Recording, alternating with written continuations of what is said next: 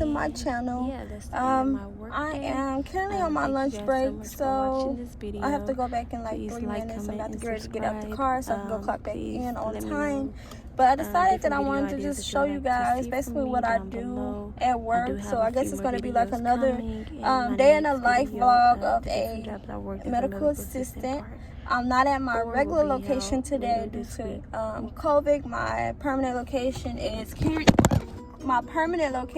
currently closed, so we just been going to like different locations and just doing what we do.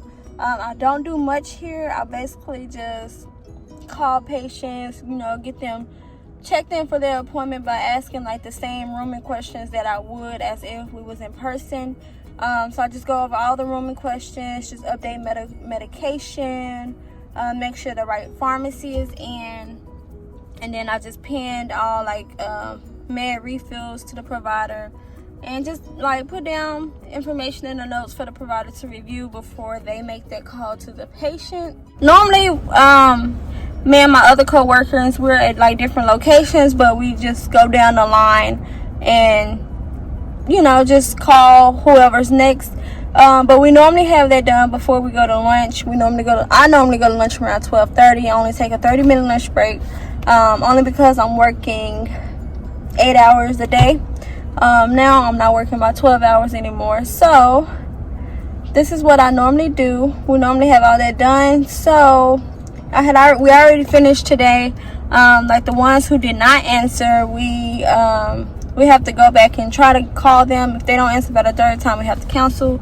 But yeah, so that's already taken care of. So I decided it would be cool for me just to let you know what I do after that.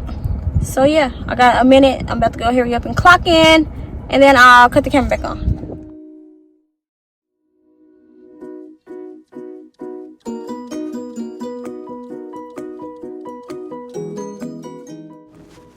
Alright guys, so my mask ripped as I was putting it on once I was getting back out the car.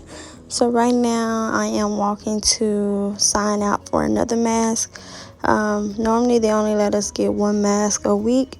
So if our mask rip, tear, or get soiled, or otherwise if it's not in its natural state, then we have to sign out for a new mask. So that's what I have right now. I got my new mask, and I am back at my designated workstation. So I'm about to clock in and log into our computer system that we use.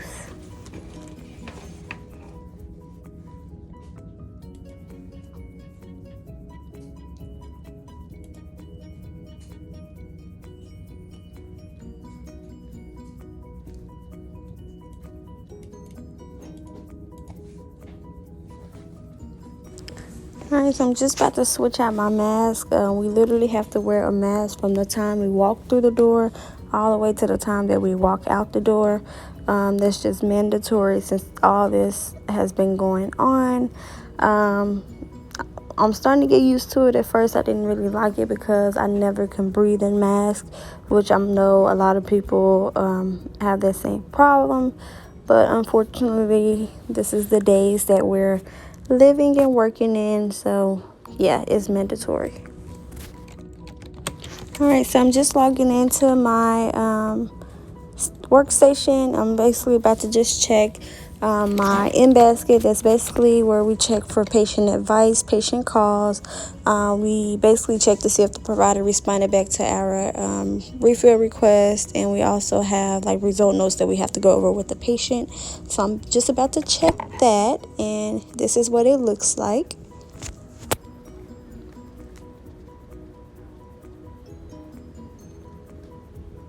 Patient advice, patient calls, RX requests, and result notes. The National Weather Service has issued a That's pretty much what I do every afternoon.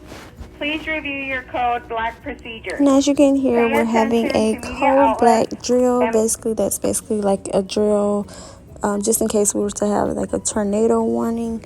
So yeah, they're doing like the overhead announcements just to get everybody prepared. This is very new, this is very unexpected, so we just have to go along with it. Okay, so with the drill, we have to act as if it's a real life situation. So we're all just walking to our designated area for if we were to have a code black, which is a tornado warning drill. And now I'm back to my workstation. Of course, I have to get hand sanitizer because I touch doors, and just to be on the safe side is very, very important to keep your hands clean throughout all this pandemic, and just keep yourself safe.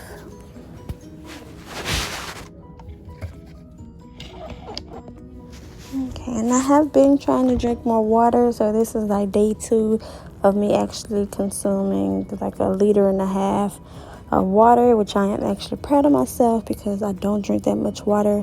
If anything, I'll probably drink like 1 16-ounce bottle of water a day. So this was actually like a big accomplishment for me to drink. And so far so good. I've been continuing on with this. But back to work I go.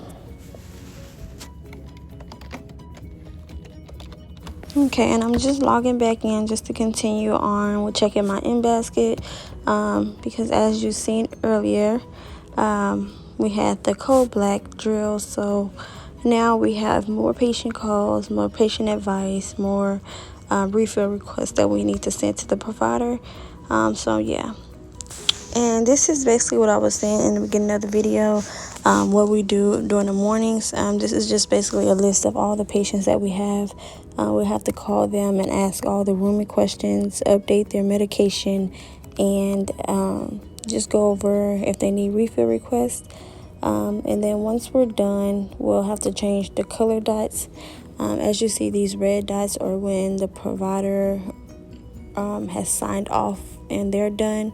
So they will turn them. That's when the nurse has finished with their documentation. So it's good for the provider to sign off on it. The green dots is what we do where we finish with rooming the patients. We'll turn it green so the provider will know. And the yellow dots is where the providers are done with the patient. So that's how the nurses know they can do their documentation and go over all the after visit summary with the patient. And since everyone is at different locations, then the color dots are very important. I think I was just showing you guys the time. It was currently 1:26. And I was just letting you guys know that I only have like 3 hours left. I normally get off at 4 o'clock, but I do sometimes stay over to about 4:30. It just depends on how much work I have to do with the in-basket and if I'm doing it all on my own. Alright, and right now I'm just working on the in-basket. I normally like to start doing with the patient advice, and patient advice is basically where the patients are signed into their MyChart and they're able to send us like emails, and they're able to like ask anything from needing refills to wanting to schedule an appointment to wanting just advice on anything that they may have that come up. So I normally like to start on that because it's pretty easy. We normally just route the messages to the provider and just ask for them to please advise on it, and they'll normally respond back directly to the patient, or they'll send us a message back.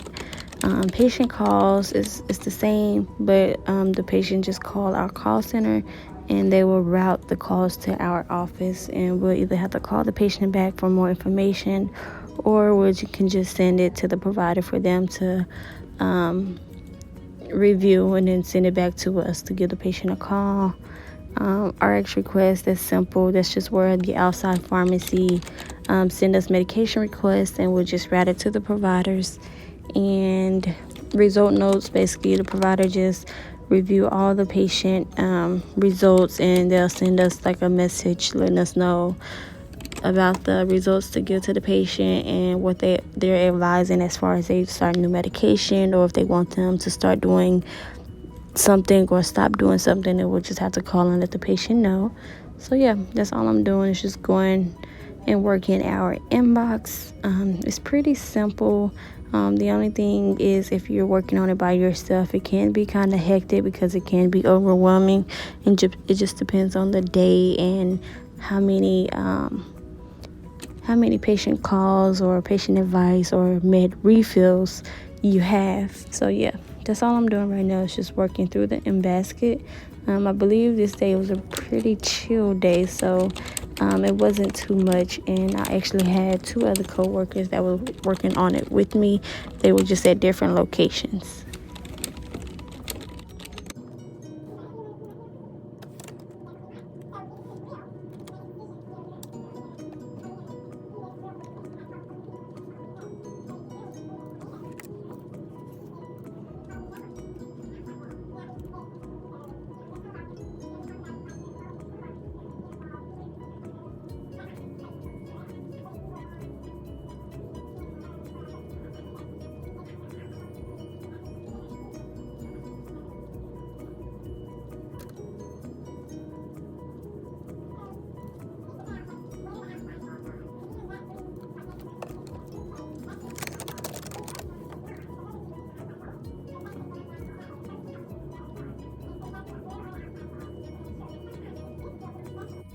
Okay, so right now I'm getting ready to separate all of the paperwork.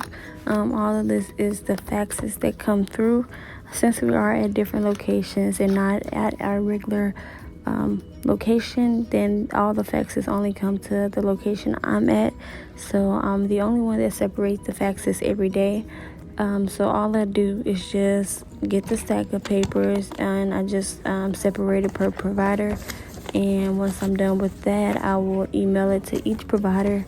Normally, if I was at our normal clinic, then I'll just separate and give it to the medical assistants, and then we'll just normally either do the prior authorizations that's due, we'll send the med refills to the provider, or if it's like important paperwork, then we'll just give it to the providers to review. But yeah, so all I'm doing is just separating all the faxes, and it's just different things from med review to home health need or prescription requests, new prescription requests, and so on. And it's about 5 different providers that we have, so it just depends. Some providers get more paperwork than others. It just depends on the day and just the need of paperwork at the time. And while I'm separating the paperwork, I normally like to look up the patient's medical record number and just write it on top of the paper, because it's easier for the provider to review. They normally do get like a big stack of paperwork per day, or if they don't get to it the day before, then it takes time out of this. It takes time for them to actually look up the patient name and date of birth and so on. So once the medical record is on top, it's easier for them just to type it in, and then the patient will pop up. So yeah, that's all I'm doing. I'm just looking up the patient to see what provider that patient belongs to, and then I'll write the medical record number on top. And if I do feel like a fax isn't necessary for the provider, then I'll just put it to the side and I'll just go through it or see if I can take care of it. But if I can't, then of course I'll just go ahead and send it to the provider to review. Like this one, that's trash. All it was probably like a med refill request, and I went ahead and pinned that to the provider. But yeah, this is pretty much what I do as far as all the faxes goes. They just go get faxed to the computer, and then we have someone that actually prints off all the faxes and just separate it to like the different clinic and locations. And I'll just go to that area every morning and just pick up the paperwork. And then whenever I have time throughout the day, which is normally in the afternoon, once I finish the M-Basket, I'll just go ahead and separate it all, and then I'll email it to every provider.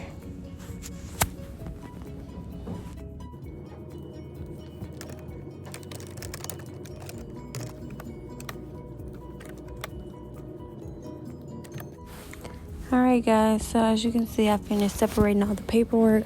All I did was put them in different stacks, and I'm getting ready to go scan them in to send to the different providers' email. And yeah, that's pretty much it with all the faxes. I didn't get to eat lunch earlier, so I'm like, go ahead and eat this teriyaki bowl that I got from Jack in the Box. I kind of waited to the last minute to go get something to eat because I wasn't really hungry. So yeah, I'm gonna go ahead and eat this while it's still hot, and I will pick the camera back up later. Alright guys, it is now 4 o'clock, so it is time for me to clock out. So that's what I just did, and I'm logging off to my workstation, and yeah, I am out of here.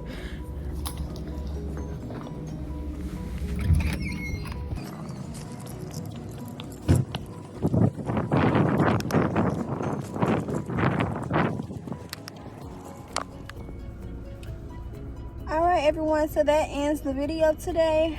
Thank you guys so much for watching. I know it was just like a little simple and chill workday vibe today, but that's what I've been doing since this pandemic.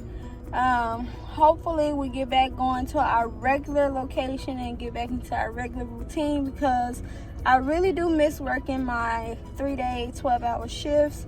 I miss having my own desk. I miss having my own desk. I just miss being in my location that I've been in for like the past 3.5 years. But yeah, this is the end of the video. I do plan on posting more content similar to this. I still have to post my day in the life, not day in the life. I still have to post my story time about the different jobs I worked as a medical assistant with job number 4, and that is going to be a really good video because it's for, I was working for a really known company that is very private. So I'm kind of indecisive if I really want to put that out, because I know they have different rules and stuff, but I'll explain it more into that video. I'm gonna still post it and we'll just see what happens. So stay tuned for that. I'm gonna try to have it out by Sunday. If not on Sunday, then for sure by next Wednesday. So a week, in about a week, I should have it out. But yeah, thank you so much for watching. Please like, comment, and please subscribe to my channel. Let me know what videos you would like for me to do. If you have any questions, please leave them in the comments. I can probably try to do like a question and answer about being a medical assistant. I'm also going to be doing a video about how I feel about really being a medical assistant. Like, is it really worth it? But yeah, stay tuned for the next videos. Please don't forget to subscribe if you're not already, and thank you so much for watching.